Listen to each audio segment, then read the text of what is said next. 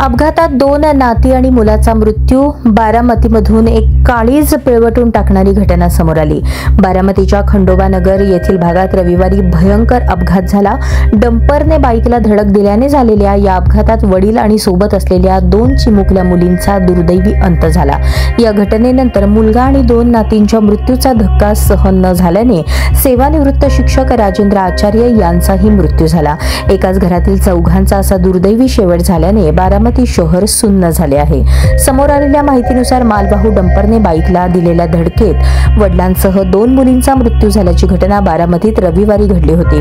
मोरगाव रस्त्यावरील महात्मा फुले चौकात सकाळी 11:30च्या सुमारेस हा अपघात झाला। या दुर्घटनेत ओंकार आचार्य, सणसर, तालुका इंदापूर, सध्या राहणार मोरगाव रोड, बारामती यांच्यासह त्यांच्या 2 मुली मधुरा वसई यांना आपला जीव गमवावा लागला। ओंकार यांचा जागीच मृत्यू झाला तर त्यांच्या 2 मुलींचा उपचारादरम्यान मृत्यू झाला। घटनेनंतर आचार्य कुटुंबावर दुःखाचा डोंगर कोसळला। हा धक्का सहन न झाल्याने आणि अपघातात आपला मुलगा आणि 2 नातींनी जीव गमावल्याच्या विरहातून राजेंद्र आचार्य यांचेही निधन झाले।